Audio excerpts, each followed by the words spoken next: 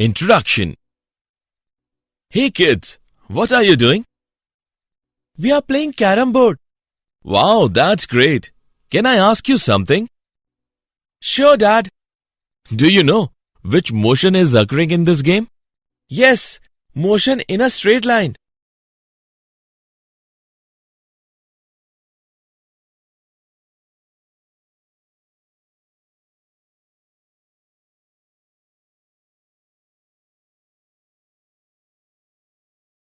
Objectives. At the end of this lesson, you will be able to define scalars and vectors, calculate multiplication of vectors, calculate addition and subtraction of vectors, understand resolution of vectors, define motion in a plane, define motion in a plane with constant acceleration, understand relative velocity, understand projectile motion, understand uniform circular motion.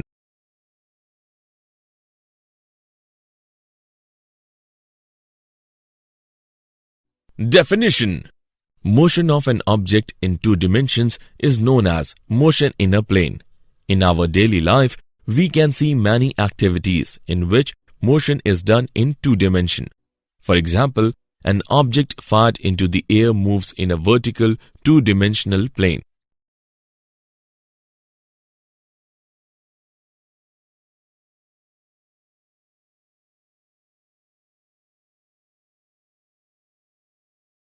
Scalars and vectors. In physics, quantities are classified in two categories. They are A. Scalar and B. Vector. Scalar. The quantities which can be specified completely by their magnitude alone. For example, work, energy, power, charge, etc. Vector. The quantities which can be specified completely by their magnitude and direction. For example, displacement, velocity, acceleration, force. The geometric representation of a vector is done by an arrow. Position vector represents the position of a particle with respect to any other point. Displacement vector represents the displacement of the particle between 2 points.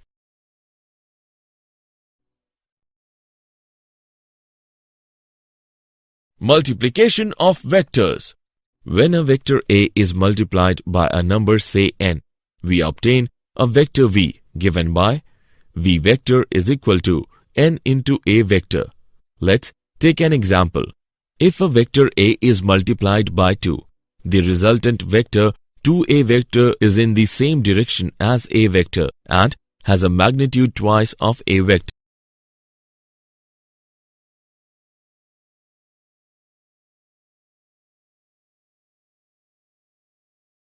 Addition and subtraction of vector. Vector addition is done with the help of three laws. A. Triangle law. The sum of the vector A and vector B is R vector is equal to A vector plus B vector. B. Parallelogram law. If two vectors are represented in magnitude and direction by two adjacent sides of a parallelogram, then their resultant is given by the diagonal passing through the common corner. C. Polygon law. If a number of vectors acting at a point are represented by the sides of a polygon taken in cyclic order, then the closing side of the polygon taken in the opposite order represents their resultant. Subtraction of vectors. The process of subtraction can be seen as addition with negative sign given by. Resolution of vectors. The term resolution means breaking up into component parts. The process of resolution is opposite to vector addition. Now, what are the components? If a vector is resolved into several vectors whose combined effect is the same as that of the given vector, then the resolved vector are called the components of the given vector. Motion in a plane. Let's see motion in two dimensions using vectors, position vector and displacement.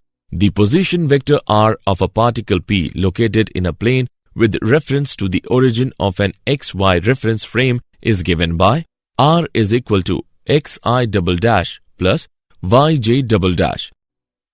A particle moves along the curve and is at p at time t and p dash at time t dash. Then the displacement is delta r is equal to r dash minus r. By putting values, we get delta r is equal to I double dash delta x plus j double dash delta y. In one dimension, the velocity and the acceleration of an object are always along the same straight line. However, for motion in 2 or 3 dimensions, velocity and acceleration vectors may have any angle between 0 degree and 180 degree between them.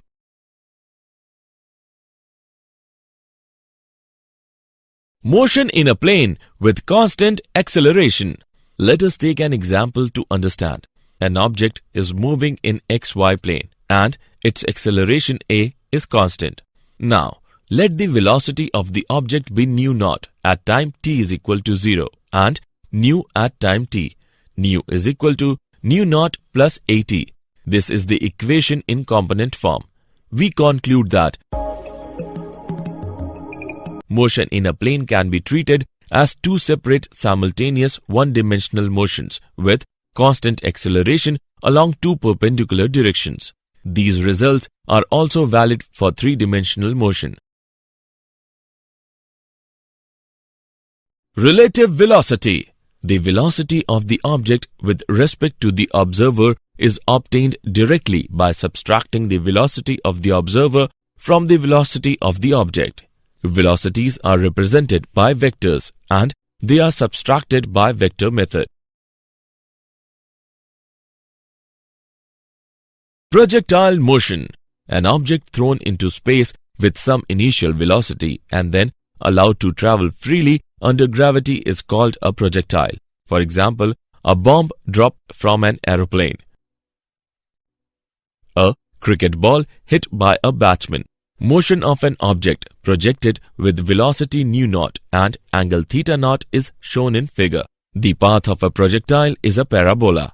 Time of flight of projectile is Tf is equal to 2 nu naught sin theta naught divided by g. Maximum height of a projectile is Hm is equal to nu naught sin theta naught square divided by 2g.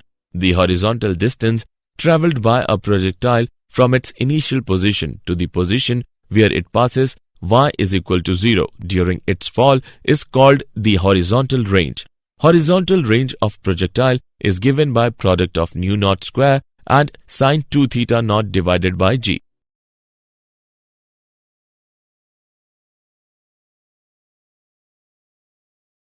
Example. Let's take an example of projectile motion. A projectile has a range of 50 meter and reaches a maximum height of 10 meter. What is the elevation of the projectile? Let's see the solution. We know that horizontal range is equal to product of nu square and sin 2 theta divided by g. We derive the relation between height and range is given by h upon r is equal to 1 by 4 tan theta. On calculating this equation, we get the value of theta equals to 38.66 degree. Uniform circular motion.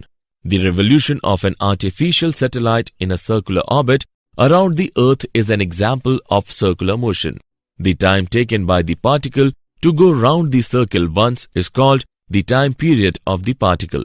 The number of revolutions made by the particle in 1 second is called the frequency of revolution of the particle.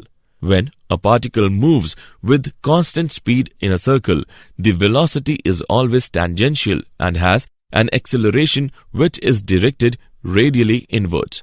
Both velocities and accelerations have constant magnitudes but changing directions.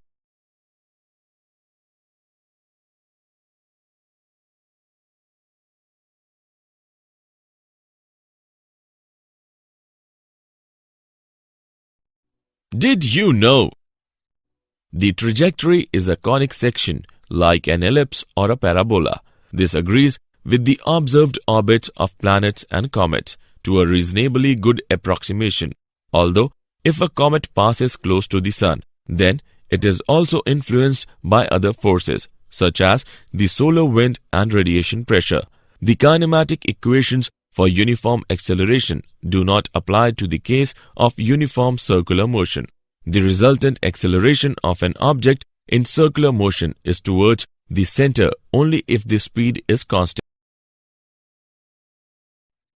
Summary. Let us summarize what we have learned. Scalar quantities are quantities with magnitudes only. Vector quantities are quantities with magnitude and direction both. When a vector A is multiplied by a number say n, we obtain a vector v given by v vector is equal to n into a vector. The process of subtraction can be seen as addition with negative sign. If a vector is resolved into several vectors whose combined effect is same as that of the given vector, then the resolved vector are called the components of the given vector. For motion in 2 or 3 dimensions, velocity and acceleration vectors may have angle between 0 degree and 180 degree between them. An object thrown into space with some initial velocity and then allowed to travel freely under gravity is called a projectile. When a particle moves with constant speed in a circle, the velocity is always tangential and has an acceleration which is directed radially inwards.